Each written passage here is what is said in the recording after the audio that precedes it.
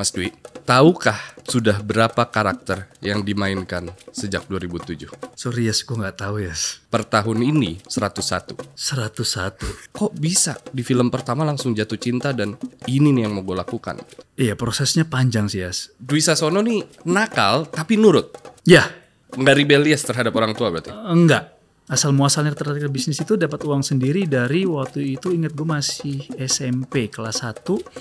Pas lagi hari Jumat, orang-orang sholat Jumat, gue sama teman-teman gue nyolong rambutan.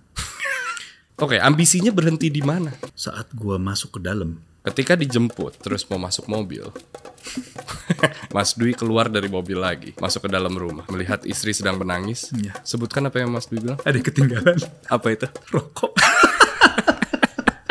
He's very genuine family man, dekat dengan semua, very passionate about what he does. At the same time, orang yang sangat keren gitu. Gak ada yang sempurna, gak ada yang sempurna manusia. Kayak mungkin gue punya daya hidup gue tuh udah gak ada, udah sangat kecil gitu. Bahkan gue berpikir apa gue mengakhiri hidup gue ya. Welcome to the Friday Podcast, a melting pot of all ideas and stories. Whether it's the resilience behind a punchline, the humanity behind a policy, or the spark that fuels a masterpiece. In our studio, we pull back the curtain and explore the other side of every story. Because here at the Friday Podcast, we talk, you listen. Ladies and gentlemen, this is your host, Iyas Lawrence. Ada beberapa orang di dunia ini ketika datang ke sebuah ruangan itu seketika berubah. Dan anak zaman sekarang menyebutnya, bahkan dari dulu, auranya langsung berubah. Dan orang tersebut adalah Dwi Sasono. Why do I say this? Karena beberapa kali saya melihat Mas Dwi Sasono dalam satu ruangan, saya nggak berani menyapa. Tapi here's the man, the myth, the legend. Dwi Sasono, apa kabar? Baik Yes. Kenapa lu gak berani menyapa gue? Gue tuh suka nonton lo padahal. Kapan? Tahunnya 2015. Oke. Depan Hero ada sebuah toko es krim kecil. Oh. Recall tempat itu? Iya. Gue inget banget gue lagi pacaran. Berdua pacaran. Terus tempatnya kosong gitu. Tiba-tiba Mas Dwi datang ke atas, sekeluarga makan es krim. Ruangannya berubah. Ruangannya seperti ruangan meja makan keluarga. Hangatnya kerasa gitu. It's something yang gue nggak bisa describe. Tapi ada energi itu di beberapa orang tertentu. Dan gue yakin gue bukan orang pertama yang ngomong gitu. But anyway, thank you for your time. Terima kasih sudah mampir ke sini. Gue ada satu pertanyaan sederhana di awal dulu. Mas Dwi, tahukah sudah berapa karakter yang dimainkan sejak 2007? Sorry Yes, gue gak tahu Yes. Bahkan Have a guess? Berapa peran? tunggu ya. Gue gak ngitung. Oke, gue kasih tahu ya. Iya. Per tahun ini 101. 101. Serius sebanyak itu? 101. Dan let's start with this, Mas Dwi. Mas Dwi bukan seseorang yang pandai ketika masih kecil. Maksudnya nakal, anak yang sangat nakal gitu. Dan itu ada di sebuah obrolan dengan Daniel Mananta, kita pernah mendengarkan itu. Yeah. What intrigued me dari obrolan itu, the first thing adalah, gue ingat banget Mas Dwi bilang bahwa ketika nyemplung ke dunia perfilman, jatuh cinta. Berarti kan setelah itu ke 101 peran, cintanya masih sama dong. Atau malah makin besar gitu. Pertanyaannya adalah, kok bisa di film pertama langsung jatuh cinta dan ini nih yang mau gue lakukan gitu. Iya, prosesnya panjang sih Yas. Oke. Prosesnya panjang banget. Itu sampai pada titik sekarang ini ya. Dan bahkan sampai gue bertanya, apa ya, kenapa gue bisa ke profesi sebagai aktor ya gitu. Dan setelah melakukan profesi ini, menjalankan profesi ini, gue baru inget nyari-nyari tahu apa ya yang terjadi waktu saat gue masih kecil gitu. Ternyata memang gue sangat suka main orangnya. Suka main, suka suka main. Main tuh kan luas ya. Betul. Ya kan, main sesama teman, main berpura-pura. Berpura-pura tuh gue sering banget. Contoh? Pura-pura sakit. Pura-pura kesurupan, pura-pura pingsan, pura-pura bilang sama orang tua kalau uangnya hilang, padahal kepake, gitu. Jadi ya akhirnya karena memang aku suka itulah, mungkin akhirnya membawaku akhirnya menjadi aktor. Akhirnya ya baguslah, jadi pura-pura gue ke arah jadi yang, duit, pura-pura ke arah yang positif, ada tempatnya gitu loh. Memang besar di lingkungan seperti apa, Mas? Aku tuh tahun 86 itu mulai ke Jakarta. Sebelumnya itu lahir tahun 80 di Surabaya, 83 ke Cirebon. Sampai 86 pindah ke Jakarta. Itu tinggal di daerah Kelapa II. Radar Auri sana. Di situ.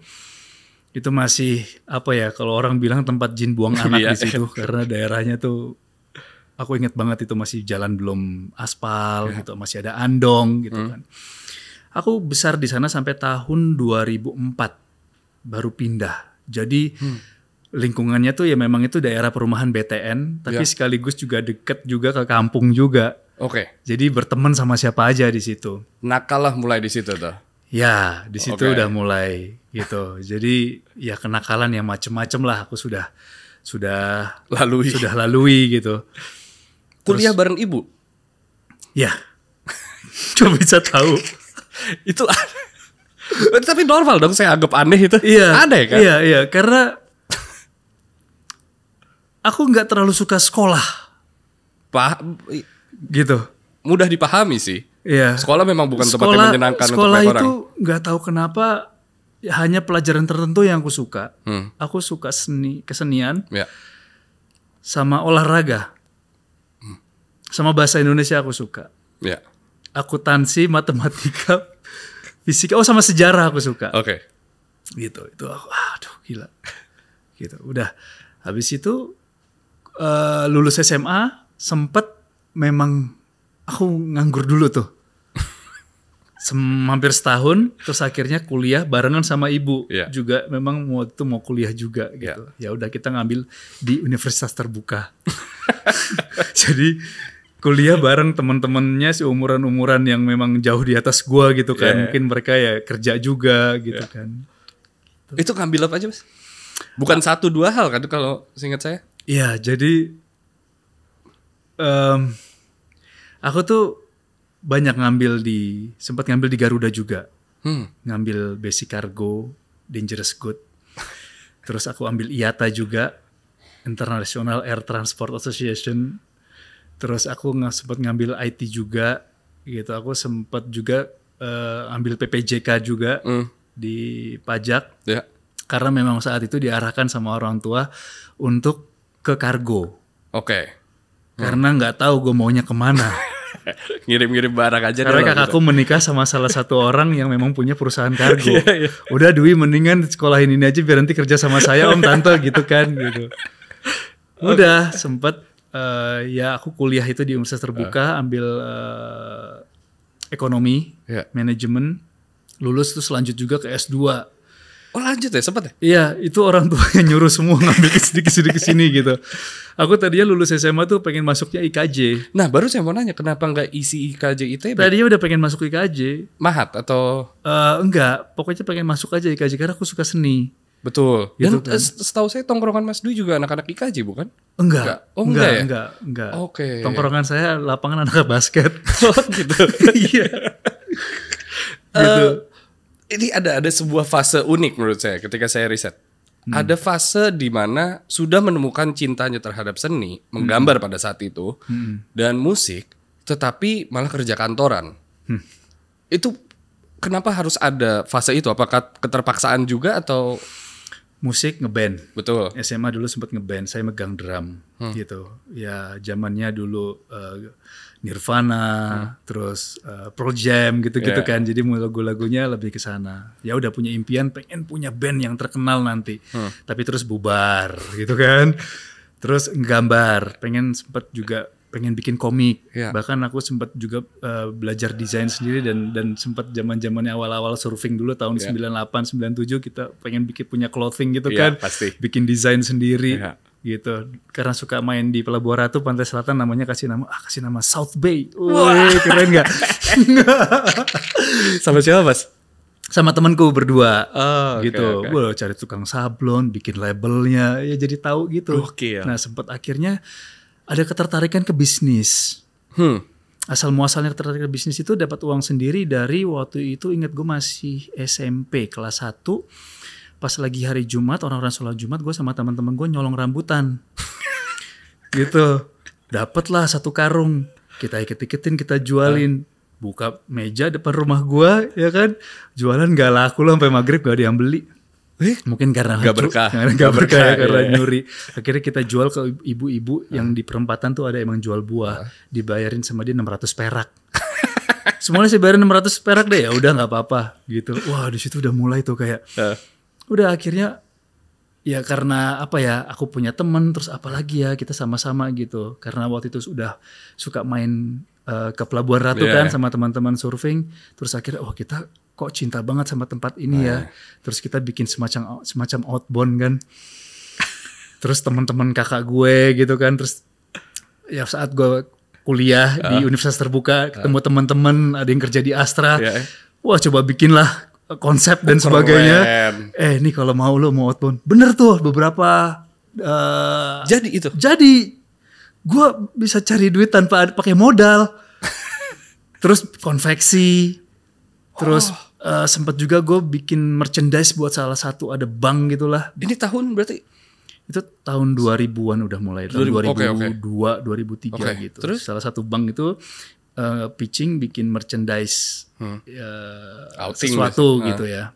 Bukan outing. Oh, real berarti yang mau dijual. Iya, jadi gue sempat karena gue suka sama kayu, akhirnya gue udah sempat main ke Jepara, gue udah punya kenal orang di sana, gue bikin salah satu celengan yang dari kayu. Gue ngambilnya 25.000, gue bisa jual ke mereka 75.000. Jadi dari DP-nya aja gue udah untung.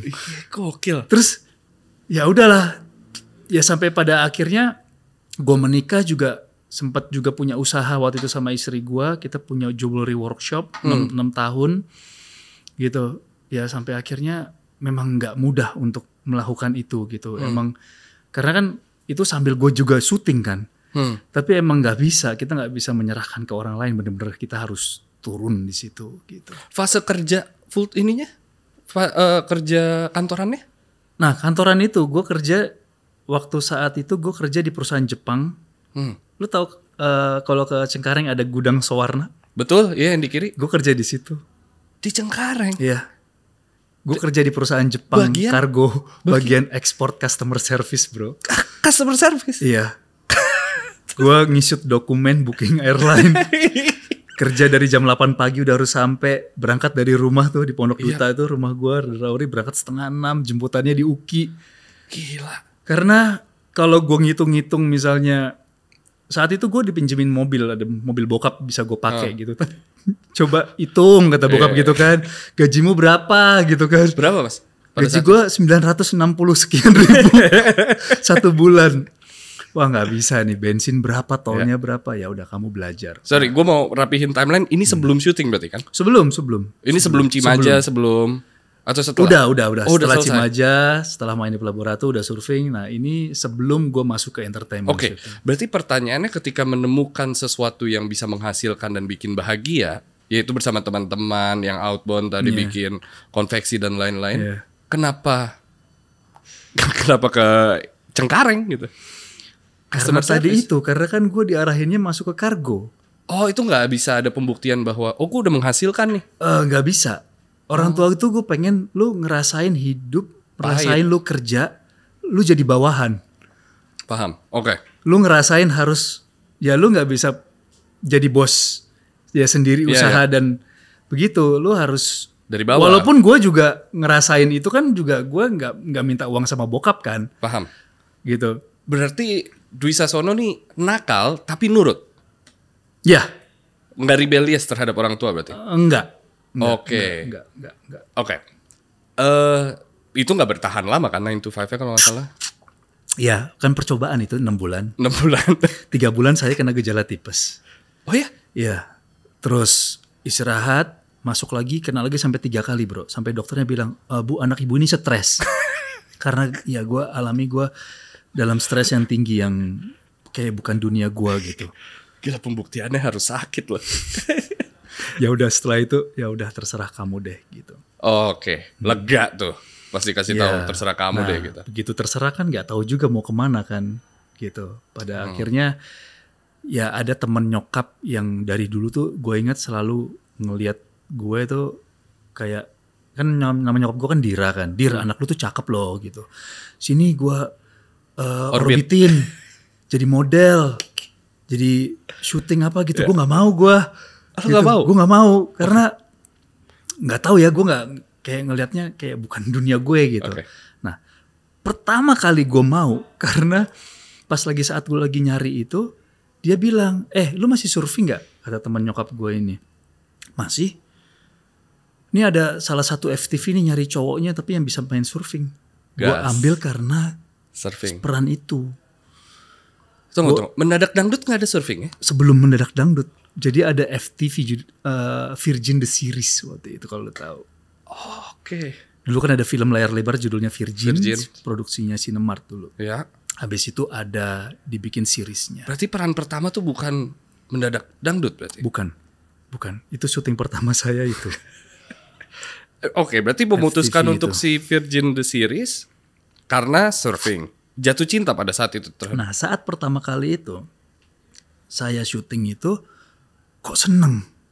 Padahal pas gue lihat, wah dialog gue banyak juga di situ, gitu kan. Nah tapi kok gue seneng nih, walaupun perannya di situ jadi antagonis gue, Oke. gitu. Gue seneng. Abis itu mau lagi. Nah setelah itu ikut casting tuh mau. Waktu itu casting iklan buat salah satu produk rokok lah, gitu. Dan aku terpilih. Dulu iklannya buat Starmalt Crash Bond dulu. Oke. Ada yang basket. Iya. Ini gak apa-apa gue sebut. Gak apa-apa lah. Oke. Crash Bound. Oh, Crash Bound. Iya. Itu hadiahnya ratusan juta tuh. Iya, jadi ada iklan yang waktu dulu sempat yang pagar, ada bapak-bapak pagar ngeliat rumahnya bolong, terus pagarnya itu dipakai buat situ. Ya Itu era sebelum N1. Pas setelah ya? Pokoknya freestyle juga kan setahu. Iya, freestyle. Iya, oke. Nah, itu habis itu ada casting lagi, gue kenalan teman di tempat casting, dia ngajakin, ada Rudi Sudjarwo nih. Dia mau buka casting buat film 9 Naga yang kedua. Gue kan ngikutin filmnya Rudi kan saat itu. Gue suka nonton film memang dari dulu. Dari kecil bokap gue tuh sering ngajak nonton. Oke. Gitu. Terus nonton film Rudi, terakhir nonton film dia yang Ada Apa Dengan Cinta itu kan. Terus ada Mengejar Matahari. Mengejar Matahari. Nah habis itu 9 Naga. 9 Naga belum keluar. Oke. Nah belum keluar tapi dia sudah bikin casting untuk 9 Naga yang kedua. Ya sekaligus promo mereka gitu kan. Pakai bis. Bisnya tuh dipasang posternya Fauzi Badillah. Keren. Dengan 9 naga tulisannya gitu. Itu mereka keliling Pulau Jawa. Nyari. Ke universitas sama SMA ke sekolah buat nyari bakat-bakat baru. Gue ngejar sama temen gue yang di salah satu SMA daerah Matraman. Gue ke situ. Lah janjian sama temen gue malah nggak datang. Ya gue udah di situ akhirnya gue ikut di situ di bis itu. Gue casting terus dipanggil lagi lewat beberapa kali lagi sampai akhirnya dipanggil untuk main yang di Mendadak Dangdut. Wow. Gitu. Itu film yang fenomenal sebetulnya. Mendadak Dangdut. Menurut gue pribadi karena mungkin posisi pada saat itu masih kecil kali ya. Yang pasti teringat adalah original soundtrack-nya dong. Ya. Iya. Dan gue pertama kali seumur hidup merasa bahwa gila. Ada sesuatu yang ternyata promo film itu bukan hanya melalui trailer ataupun aktor atau aktrisnya gitu. Bisa lewat lagunya. Oh ini medium yang begitu luas gitu. Dan mungkin pertanyaannya adalah apa yang membuat film itu begitu sukses dan akhirnya Dwi Sasono dikenal oleh masyarakat dan orang-orang industri gitu. Ya memang sangat dekat ya dengan kehidupan Warga. ya. Khususnya temanya juga yang diangkat kan judulnya aja sudah sangat manggil banget, mendadak dangdut gitu. Terus dengan lagu Jablainya itu gitu. Nah di sini apa ya? Gak tau, gue ngelihat Rudy sama Monty ini mereka sebagai apa ya? Monty tuh kalau nulis cerita tuh udah deh juara. Paham. Gitu. Nah saat dulu itu gue belum seperti sekarang melihat bagaimana sebuah film dan cerita. Kalau saat dulu itu adalah lebih fokus lebih ke karakter gue sendiri. Oke. Gitu. Ya. Karena ya ada pembuktian yang ingin saya buktikan. Ke siapa? Ke semua orang. Oh kalau gue bisa nih gitu. Iya. Saya ingin menjadi pemain aktor yang terkenal. Saya kepengen penghargaan. Saat itu seperti itu. Saya takut saya bermain terlihat jelek. Wah, seperti itu. Karena ada sekali obsesi dan ambisi yang begitu besar saat itu. Bahkan sampai ditanya setelah mendadak dangdut meledak, saya ditanya kan saat interview di beberapa media gitu. Oke, Mas Dwi setelah ini apalagi peran yang ingin diinginkan? Wah, saya pengen peran yang lebih menantang lagi. Saya pengen peran yang jadi psycho, jadi orang gila, jadi penjahat, jadi ini dan sebagainya gitu. Sampai akhirnya saya melewati itu semua sudah. 101 Terus lantas karakter. setelah itu apa? Oke, tunggu. Tunggu. Tadi ada sebuah kata yang menarik. Saat itu. Berarti sudah tidak lagi punya ambisi sebesar itu. Oke, ambisinya berhenti di mana? Dan berubah jadi apa? Saat gua masuk ke dalam. Kemarin. Iya. Masa sih Mas? Iya, semuanya berubah. Enggak lah. Semuanya berubah, saya memandang segala sesuatunya tuh berubah. We're talking about over 15 years loh Mas. Karir baru berubah setelah itu. Iya, karena di saat gue mulai bertanya adalah apa ya tujuan gue, kenapa gue dilahirkan? Oke. Itu misi gue apa? Gak mungkin, karena gue punya pemikiran gak mungkin kita itu gak punya blueprintnya gitu loh. Paham. Dan gak cukup jawabannya adalah bermain peran. Akhirnya semenjak itu aku melihat dulu dari keseluruhan ceritanya. Dulu sebelum itu ya cerita apa aja ya udah ayo ambil gitu kan. Gitu kan perannya jadi apa? Wah ini asik nih, menantang nih gitu. Tapi sekarang aku melihat apa yang ingin disampaikan dari sebuah film cerita ini gitu loh. Gitu. Aku merasa terpanggil apa enggak? Gila, selama itu baru. Iya. Gitu, dulu ingin mengejar popularitas, penghargaan dan pencitraan. Gue gak melihat itu soalnya dari dulu. Gue kira maksudnya sudah merasa damai dan menerima dan menjadi seutuhnya seperti sekarang, menjadi manusia seutuhnya sekarang dari dulu. Enggak seperti itu. Proses perjalanannya iya, tapi ingin mencoba menjadi manusia yang seutuhnya itu sudah saat mengalami lah proses kita menapaki jalan spiritual itu ya ada. Tentunya setelah mulai saya sudah menikah dan punya anak yang ketiga. Oke. Mulai di situ. Oke. Sebelum itu ada kaitannya sama peran. Oke. Menarik. Karena waktu itu saya lagi mau syuting film judulnya Gerbang Neraka. Oke. Saat itu menunggu kelahiran anak saya yang ketiga. Waktu itu juga perjalanannya dia mau lahir juga di Bali, bukan karena saya sama Widi gaya-gayaan mau anak saya lahir di sana, bukan. Tapi karena apa ya, kok perjalanannya membawa ke sana. Bahkan saat itu saya ingat banget 11:30 siang saya ngomong sama seorang pedanda Bali. Dia bercerita tentang Gunung Padang. 2:30 sore gue ditelepon manajer gue, "Wi, lu ditawarin film nih." Gitu. Tentang Gunung Padang. Wah, gue langsung oke, gue mau ambil. Lah, lu gak mau baca dulu ceritanya? Enggak, gue mau ngambil.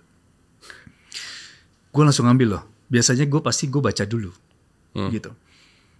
Nah pas dikirimin skripnya gue baca, gue jadi orang spiritual di situ.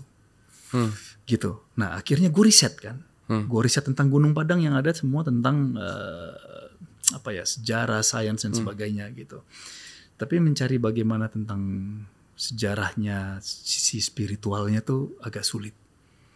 Tapi gue tiba-tiba bisa ketemu sama orang yang saat itu pas yang waktu saat era zaman SBY itu kan sempat diekskavasi kan. Terus orang ini salah satu dari 4 orang yang indigo yang diminta untuk melihat dalamnya tuh apa. Jadi dia menceritakan saya melihat ini. Loh ini kok pas banget. Nah jadi mulai perjalanan saya tuh dari situ. 2010 berarti? 2005 tahun berapa? Nggak tahu itu, gue lupa itu Gunung Gerbang Neraka. Oke. Ya. Ini berarti mengacak-acak pertanyaan saya nih. Saya agak bingung karena Ya sorry. Enggak, bukan mengacak-acak dalam arti seperti itu. Mengacak-acak dalam arti ekspektasi saya adalah seorang Dwi Sasono sudah menata hidupnya sejak awal-awal karirnya gitu. I didn't expect bahwa things change ketika masuk ke dalam gitu. Berarti pertanyaan saya adalah sebelum masuk ke dalam, sifat Dwi Sasono ini seperti apa gitu, dan karakternya seperti apa memang, karena dari saya melihat dari layar kaca, dari film, dari Instagram, dan dari segala hal yang dibungkus oleh kecantikan, he's very genuine family man, dekat dengan semua, very passionate about what he does, at the same time orang yang sangat keren gitu. Gak ada yang sempurna manusia. Hey guys, sorry for interrupting the podcast. We have a special announcement. Kita sedang berkolaborasi dengan Avalanche, sebuah brand parfum, dan kita membuat 2 varian. Ada The Host dan juga The Interview Room. Both smells really good, dan it represents the podcast itself. If you're a fan and if you're a friend, jangan lupa langsung beli. Link in the description. Now, let's get back to the podcast. Thank you. Pasti ada lah. Ada sisi gelapnya. Ya udah pastilah itu gitu. Ya mungkin yang terlihat ya seperti itu gitu kan. Tapi ya saya punya sisi buruk juga gitu. Yang kalau mungkin orang melihat rumah tangga saya juga ya idaman semuanya dan sebagainya, tapi nggak mungkin rumah tangga nggak ada konflik. Betul. Pasti ada konflik saya sama istri saya juga, kepercayaan, jatuh bangun dan sebagainya juga pasti ada, termasuk masalah kemarin yang terjadi gitu kan. Juga ada kekecewaan juga pasti gitu kan. Tapi ya apa ya, untungnya masih bisa bertahan dan masih bisa kita lampaui itu semua gitu. Komunikasi rumah tangga sebelum masuk ke dalam tuh memang seperti apa Mas Dwi? Wah, perjalanannya ada dari perjalanan baru menikah tahun pertama, tahun kedua, tahun ketiga, tahun keempat gitu-gitu. Ya Nggak itu semula. bergejolak sekali. Oke. Setelah masuk ke dalam, fundamental perubahannya? Oh, setelah masuk ke dalam ya sudah apa lagi ya, udah nggak memikirkan untuk ke diri sendiri lagi gitu. Rasanya enak banget ya Mas? Ya tenang dan damai sih rasanya lebih. Gitu, ternyata ya dulunya saya merasa saya selalu kayaknya kurang, tapi sekarang saya sadar kalau ternyata berlebih gitu. Cuman selama ini saya nggak pernah melihat itu gitu. Perjalanan seni gimana Mas? Itu juga lahir setelah di dalam ya? Kalau seni memang seni yang sekarang saya jalani ini, saya tekuni itu memang tetap masih sebagai aktor, dan saya juga membuat patung. Betul. Gitu. Nah, patung itu juga bagian dari proses perjalanan spiritual saya, karena sebelum saya masuk itu kan juga patung itu udah saya buat. Yang memang saya melihat konsep patung saya itu adalah karma dan reinkarnasi. Karena patung-patung rusak ini saya lihat melewati proses karmanya, dan mereka harus ditelantarkan, dijemur, dipanasin, melewati proses heningnya, dan mereka waktunya dilahirkan kembali. Jadi batu dan logam itu simbol daripada gelap dan terang. Gitu. Saya ditarik masuk untuk merasakan seperti patung saya. Saya ingat waktu itu tanggal 25 25 25 saya posting, 25 atau 24 gitu. Saya posting karya pertama saya yang selama saya bikin 13 patung sejak tahun 2018 saya nggak pernah mau posting, saya nahan. Captionnya apa, Mas? Setiap jiwa akan mengalami proses kelahiran kembali. Besoknya saya ya itu Dijemput. dijemput. Ada satu cerita yang menurut saya ternyata memang berubah sekali sifat manusia. Ketika dijemput, terus mau masuk mobil, Mas Dwi keluar dari mobil lagi, Iya. masuk ke dalam rumah, melihat istri sedang menangis. Iya. Sebutkan apa yang Mas Dwi bilang? Ada yang ketinggalan Apa itu? rokok. Saya merasa sebagai manusia yang paling bodoh di dunia saat itu. Udah masuk mobil, sebentar Pak, ada yang ketinggalan gitu ya. Itu udah gestur yang main loh, men. Itu antara Itu maksudnya udah sepersekian detik. out of, di luar kuasa ya, itu maksudnya kayak. Iya. Itu saya, apa yang saya lakukan ya? Kok saya bisa begitu? Saya berpikir gitu. Saat saya masuk ke rumah yang saya melihat istri anak-anak saya lagi pelukan dan saya masuk, mereka pikir saya udah balik, udah Nggak jadi selesai nih. masalahnya, nggak jadi nih gitu. Terus saya bilang ada yang ketinggalan gitu. Saya masuk ke belakang, saya ambil rokok saya sejalan gitu. What? Apa ini gitu kan? Emang gini, saya pernah berbicara dengan siapa ya? Yang pernah di RSKU siapa aja? Kita kayak podcast rehab.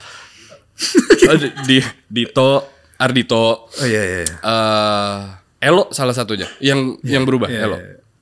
Elo menceritakan tentang di booking, dia punya tugas di sana dan segala macam gitu. Yang membuat dia berubah terhadap kehidupan dan mencintai Tuhan, mencintai keluarganya lebih adalah kedisiplinan kalau untuk dia. Karena bangun pagi, bertemu dengan orang, bercerita gitu. Tamparan dia mungkin itu, yaitu rutinitas.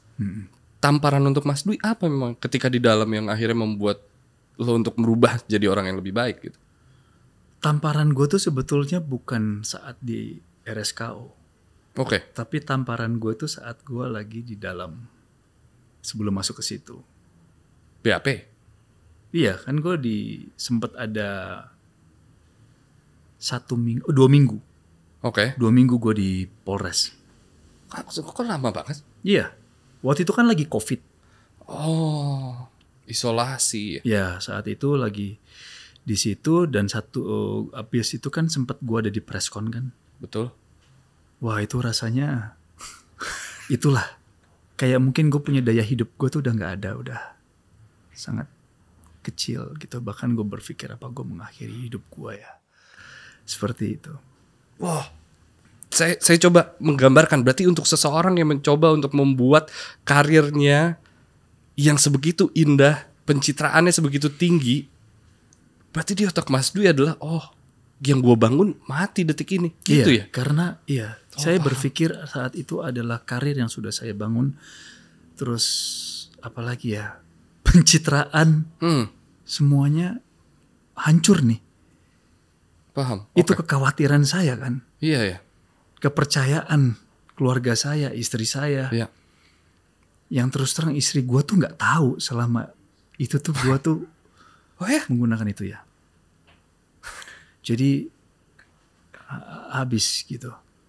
Dan apalagi saat di preskon itu rasanya seperti kayak mau dihukum gantung.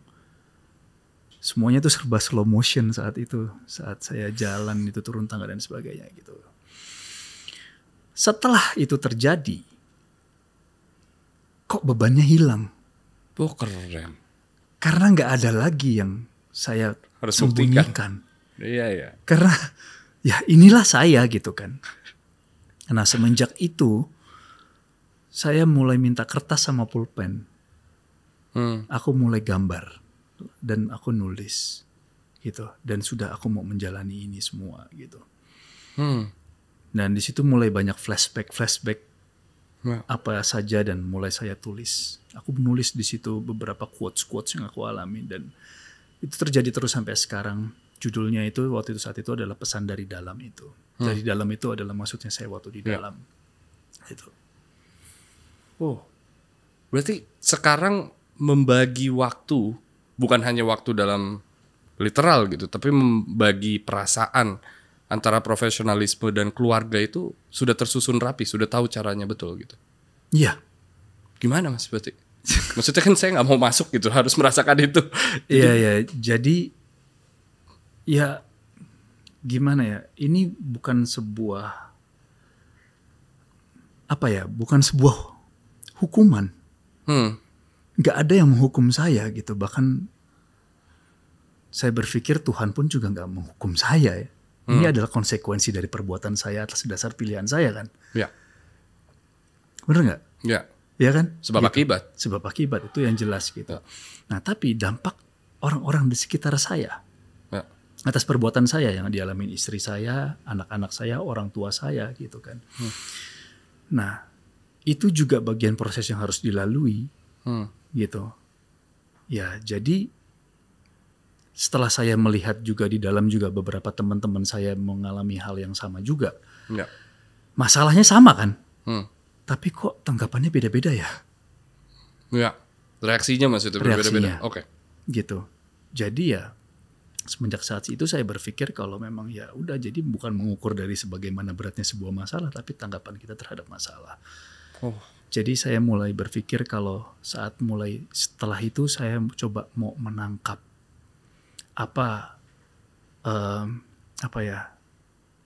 pesan yang ingin disampaikan dalam setiap peristiwa yang kita alamin, baik kejatuhan maupun kebangkitan gitu. Menjadi 100% di dalam situasi apapun berarti kan sekarang menjalaninya seperti itu kan? Iya, sekarang aku lebih ya udah, aku menerima apa adanya aja dan aku menikmati apa yang ada. Apakah itu pengorbanan? Bukan ya? Beda. Karena nggak ada yang dikorbankan juga sih. Bukan sebuah pengorbanan. Paham. Jadi menikmati aja Ya. setiap prosesnya. Ya, gue coba untuk mengutip yang mungkin harus dijelaskan lagi nih. Selama ini Mas Dwi ngejar rasa yang dirasakan, bukan rasa yang merasakan. Yes. Itu berarti kan yang. Iya, itu aku pernah tulis itu juga.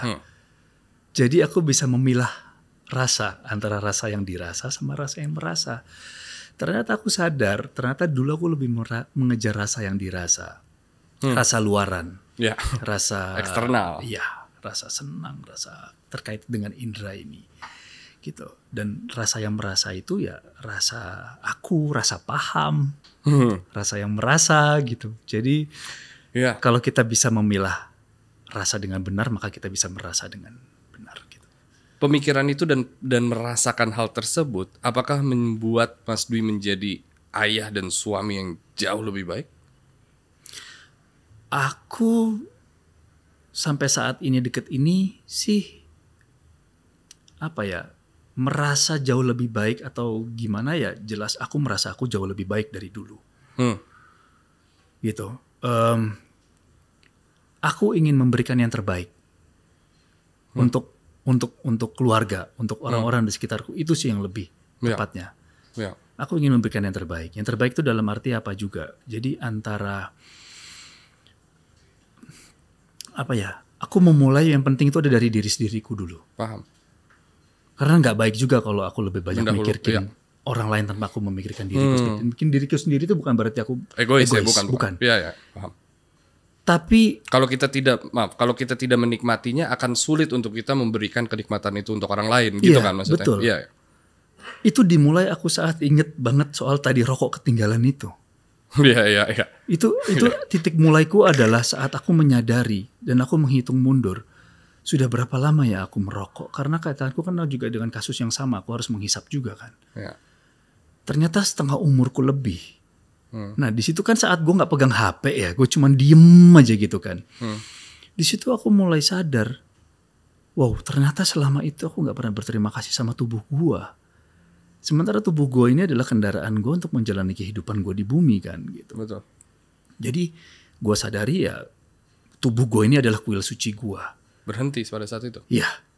Jadi gue mulai memasukkan apa yang baik ke dalam tubuh gue melalui apapun. Makanan, ya penglihatan, pendengaran gitu. Jadi perjalanan sampai gue di RSKO itu ya udah itu kayak apa ya? Ya rutinitas yang terjadi di sana kan memang udah ada jadwalnya. Iya ya. Tapi mulai bangun pagi dan gue berlari setiap pagi. Saat abis sholat subuh gue lari pagi di tempat yang sama Iya itu kan nggak begitu besar dengan sebetulnya waktu yang sama. Gue cuman muterin lapangan basket doang dan melakukan hal yang sama, tapi nggak tahu gue merasa dekat tuh dengan langit karena langit yang setiap hari nggak pernah sama. Ya. Ya. Tempat sama, Yang beda cuma itu doang. Jadi gue sangat di situ gue menikmati saat matahari terbit dan tenggelam. Di situ saat gue ngerasakan bangun tidur, akhirnya ya gue menyambut hari itu dengan indah dan menutupnya dengan rasa terima kasih dan penuh syukur gitu. Jadi apapun yang gue suka, gue dikirimin apapun sama keluarga gue, itu gue bagi ke teman-teman. Apa yang gue suka gue kasih ke orang. Lu dapat peran nggak Mas di dalam? Iya. Apa? Head HKMT. Oh, kepala rumah tangga. Housekeeping and maintenance. Oh, keren. Karena gue tuh seneng merapikan dan membersihkan. Semuanya gue pel, semuanya gue sapu, semuanya gue sikat gitu. Pernah dapat booking Mas? Booking ya pernah. Oh ya, karena kelakuan? Ya pasti pernah lah. Lupa atau naro apa gitu, hal yang wajar gitu. itu kita mempelajari sejak Elo kan, dia menjelaskan tentang booking itu apa. Menjadi bercandaan kita di kantor kalau kita merasa ada sesuatu yang salah. Iya. Izin saya untuk booking. Iya, tapi akhirnya ada cara booking yang salah di situ yang sehingga membuat orang bisa berantem dan bahkan bisa nggak baik untuk keluarnya. Saya rasa itu sesuatu yang sopan malah. Iya, maksudnya booking itu adalah memang bagaimana kita menegur orang kan. Betul. Tapi menegur orang itu dengan caranya juga kita harus perlu cara yang benar dong. Betul. Sebetulnya udah ada cara yang benar, tapi mungkin orang-orang yang tidak melakukannya dengan benar. Sehingga kayak, lu salah loh. Oh iya. Lu salah loh. Lu gini-gini. Lu terima, accept. Oh ada yang begitu. Ada yang begitu. Ya kita kan harus belajar juga bagaimana cara menegur orang yang baik. Betul. Gitu supaya saat kita keluar dari situ juga kita bisa punya bekal. Gitu. Ini agak unik sedikit. Karena setelah menjadi orang yang tanda kutip baik, bermain peran menjadi orang yang tidak begitu baik. Bad Guys. Yeah. Sebuah series baru dari video. Dan isinya orang-orang tampan semua, orang-orang gagah semua. Which salah satu aktor di situ, forgot his name, adalah lulusan filsafat juga, Omara, betul? Oh iya Omara. Iya dia lulusan filsafat. Belum sempat ngobrol, cuman dari cara beliau berbicara dan sempat ngobrol di press con and so on, I really want him to be on the show gitu. But anyway, Bad Guys adalah series terbaru dari video. Tadi sempat bicara tentang memilah peran yang ingin dimainkan gitu. Proses memilah peran ini gimana waktu itu? Ketika mendapat skrip apakah langsung oke, gas atau gimana? Iya, jadi pasti seperti biasa gue baca dulu sinopsisnya gitu, terus karakternya, terus aku merasa terpanggil apa enggak gitu. Yeah. Dan ini manggil. Oke. Si series ini manggil Bad Guys ini. Jadi memang ngelihat latar belakangnya itu kan sebagai judulnya aja udah Bad Guys gitu kan. Tapi Bad Guys ini menjadi tokoh utama. Yeah. Apa yang mau disampaikan gitu kan. Oh ternyata menarik. Sebagai manusia pasti akan mengalami. Ada fase itu ya. Ada fase itu gitu kan ya. Gitu. Udah. Akhirnya gak ada alasan. Oke, aku mau ambil. Dan memang saat itu juga memang genre yang aku tunggu itu adalah action. Gitu, karena abis drama, beberapa drama, terus abis komedi juga gitu kan ya. Pengen sesuatu yang baru gitu kan. Mungkin kebanyakan juga produser atau saudara ngeliat gue kan kuatnya di komedi gitu kan. Di di drama. Padahal sebetulnya gue tuh penyuka action. Oke. Gitu. Akhirnya terpanggil lah oleh Bad Guys ini dah. Yeah. Mungkin boleh diceritakan sedikit karakter dan kurang lebih sinopsisnya seperti apa gitu, karena baru akan tayang kan. Ya, jadi sinopsisnya itu ceritanya tentang seorang detektif ya. Ya kalau di sini penyidik lah. Gitu ya. Dia tuh sedang mencari pembunuh anaknya. Wow. Bersama dengan seorang polwan yang jadi penyidik nih Oka Antara, yang jadi polwan Modi. Nah, karena kasus ini cukup berat dan sulit, akhirnya dia membuat sebuah tim, merekrut beberapa orang Betul. yang punya skillnya tuh khusus lah gitu. Ada 3 orang yang direkrut, gua sebagai Anton di sini. Dia itu seorang narapidana, 3-tiganya narapidana semua. Tapi kalau gue itu tangan kanan kartel narkoba. Keren. Yang memang apa ya, gue tuh tukang berantem lah, yang mukul dulu baru mikir gitu. Iya. Yang kedua Randy Panglila, dia sebagai con artis, tukang nyamar. Oke. Terus yang ketiga Omara, dia sebagai IT, ya? IT Iya. gitu, dia hackernya gitu, Keren dia banget. genius gitu. Iya. Jadi mewakili 3 orang inilah Ya. membantu si penyidik ini. Banyak adegan berkelahi berarti akhirnya. Banyak. Apa, Babuk-babuknya banyak banget. Trainingnya luar biasa pada saat itu. Iya, kita proses latihannya udah dari jauh hari itu kita sambil reading, kita sambil latihan fighting juga. Apa yang bisa kita dapatkan ketika kita menonton tapi nggak ada di tempat lain gitu dari series? Mungkin perkelahiannya atau apa gitu, seorang Dwi Sasono melakukan apa gitu di sini? Di sini menariknya di sini punya style gaya fighting yang berbeda-beda gitu. Oke. Kayak si polisi ini Oka, dia punya gaya style bertarung yang apa ya, yang gaya dia gitu. Aku punya gaya sendiri, Randy punya gaya sendiri. Oke. Gitu. Jadi nggak semuanya kalau dilihat tuh kayaknya sama ya gaya berantemnya, enggak. Kita punya gaya berantem yang berbeda-beda. Dan tentunya kita mencari latar belakangnya apa. Ini melewati proses diskusi juga gitu kan. Iya. Diskusinya memang harus panjang. Ini kan juga apa ya, remake kan dari beberapa ada di beberapa Bad Guys kan, ada di Korea, di Thailand juga dibikin, dan memang ini mengangkat cerita yang disesuaikan dengan Unsur lokal ya? Unsur lokalnya di negara tersebut. Nah, kita harus menyesuaikan juga dengan unsur budaya kita gitu. Banyak darah di sini? Ada beberapa? Ada. Wow. Dan akhirnya menemukan peran yang diinginkan sejak lama berarti ya? Iya. Wow. Dan di Bad Guys ini beberapa mungkin orang-orang tadi yang sudah disebut itu nama-nama yang sangat familiar gitu. Dan itu kan udah kebayang gitu how gruesome atau seberapa banyak pertengkaran gitu. Tapi kisah sentimentalnya gitu, apakah erat juga di dalamnya? Jadi memang sebetulnya nggak jauh dari pengorbanan dan cinta sebetulnya di film ini gitu. Memang terlihat sosok yang sangat gahar sangar, tapi ada cinta di balik itu semua gitu. Aku nggak mau terlalu banyak spoiler, tapi setiap karakter kita itu punya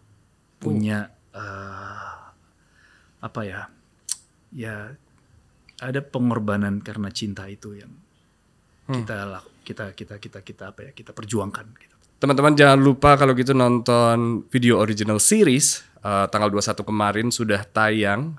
Per kita berbicara memang belum tayang, cuman as this episode goes out tanggal 28 sudah ada 2 episode yang sudah ada di sana.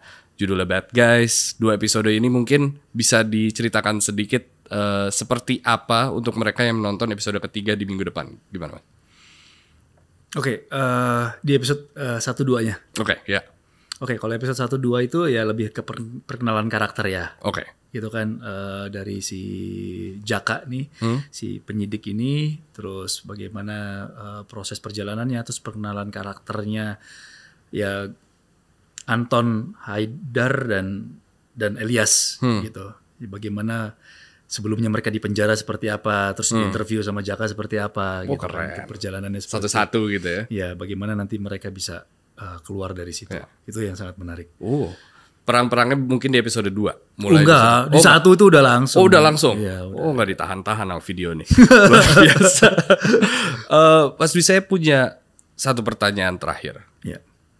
Sebagai aktor, salah satu musuhnya adalah mendapatkan peran yang itu aja.